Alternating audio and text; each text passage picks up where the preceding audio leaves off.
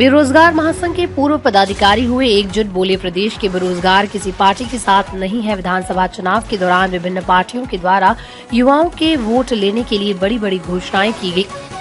इसकी विधानसभा चुनाव में बेरोजगार महासंघ के पूर्व पदाधिकारी एकजुट हो गए।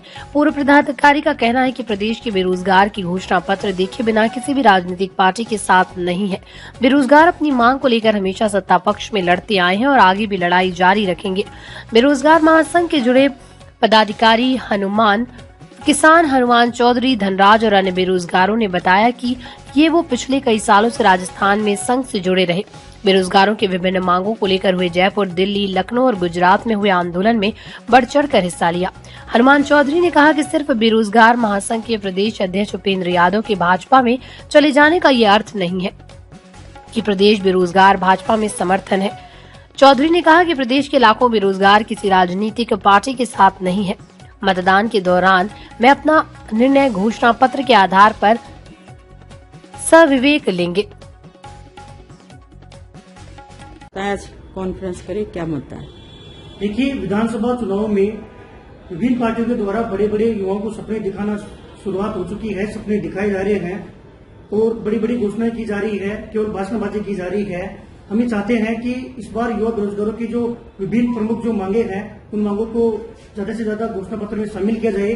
साथ ही जो बीजेपी सरकार है वो राजस्थान में आकर पेपर आउट के माहौल बना रही है, उसको लेकर भी हम खंडन करते हैं और हम ये मांग करते हैं कि बीजेपी और कांग्रेस दोनों सरकार राजनीति नहीं करके युवाओं पर ये पेपर आउट की जो समस्या है वो वास्तव में खत्म कैसे होगी, इस बात पर विचार करें और युवाओं को ये आश्वासन दिलवाए कि हम इस तरीके से खत्म करेंगे। क्योंकि जो बीजेपी सरकार है उसका जो डाटा है आज मीडिया के माध्यम से प्रदेश के सामने रख रहा हूं कि जहां जहां बीजेपी की सरकार है, चाहे गुजरात में हो, चाहे उत्तर प्रदेश में हो, चाहे एमपी में हो, चाहे हरियाणा में हो, एक तो तुलनात्मक बहुत कम वैकेंसियां निकली है और जो वैकेंसियां निकली भी है उनमें भरपूर पेपर आउट हुआ है। मैं एमपी की बात करूं तो एमपी में हाल ही में पटवारी भर्ती, जिसमें भी जो व्यापम घोटाला था उसमें हैट्रिक लग चुकी है, वहां भी बीजेपी के परिवहन मंत्री जी भी पकड़े गए हैं। उनकी कॉलेज से ही जो पेपर है वो लीक हुआ है, उन्हीं की कॉलेज चलती है जहां पर टॉप 10 में से 7-7 का चयन होता है।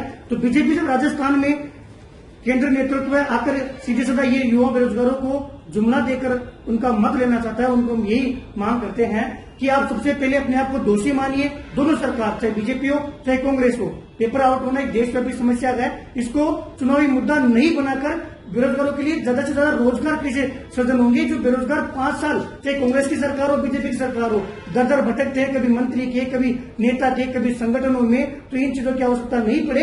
जिस प्रकार केंद्र नेतृत्व अगर वोट मांग रहे हैं, कांग्रेस आकर वोट मांग रही है, बीजेपी के कई उम्मीदवार आकर वोट मांग रहे हैं, एक ऐसा माध्यम स्थापित कर दिया जाए जिससे युवा अपनी जो मांग है वो संबंधित मंत्री के पास जाकर रख दे, उनको भटकना नहीं पड़े। क्या बेरोजगार युवा वोट देगा? देखिए, जब तक घोषणा पत्र नहीं आएगा, जब तक युवा किसी भी एक पार्टी को समर्थन नहीं देगा। और इस बार ये डाटा है 5 साल में कांग्रेस सरकार ने जो वैकेंसी निकाली है, कितनी नियुक्तियां दी है, कितना का परिणाम जारी हुआ है, कितने का इंटरव्यू किए जाने बाकी है, कितना का विज्ञापन जारी हो गया, न्यायालय में कितनी भर्तियां, उसका डाटा है। ये युवा समझता है, हर चीज समझता है। और जो बीजेपी की सरकार है, जहां पर ऑलरेडी बीजेपी की सरकार, वहां कितने पेपर आउट हुए ये भी हमारे पास डाटा है। राजस्थान में कितने पेपर आउट हुए ये भी हमारे पास डाटा है। युवा इस बार विवेक से निर्णय लेगा और हम घोषणा पत्र की इंतजार कर रहे हैं। जब घोषणा पत्र आएगा उसको देखकर ही हम ये निर्णय लेंगे इस बार किस सरकार को मत देना है। क्या आपने ये मंत्री तक बात पहुंचाई अपनी? देखिए, बिल्कुल हमने दोनों सरकार तक ये बात पहुंचाई है।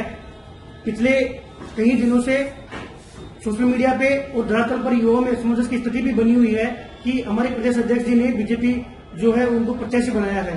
तो युवाओं को लग रहा है कि इस बार जो पूरा संगठन है वो बीजेपी के समर्थन में है, लेकिन ऐसा नहीं है।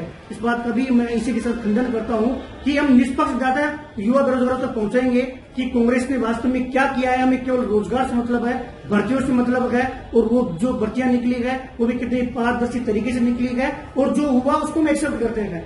और पेपर लीक की जो देशव्यापी समस्या है वो तो भाषणबाजी से तो खत्म होगी नहीं। केंद्र को भी उस पर संज्ञान लेना होगा और अपने घोषणा पत्र में शामिल करना होगा कि हम किस प्रकार इस चीज को खत्म करेंगे। ठीक है, अपना परिचय दे दीजिए। हनुमान किसान, पूर्व प्रदेश प्रवक्ता, राजस्थान रोजगार एकीकृत महासंघ।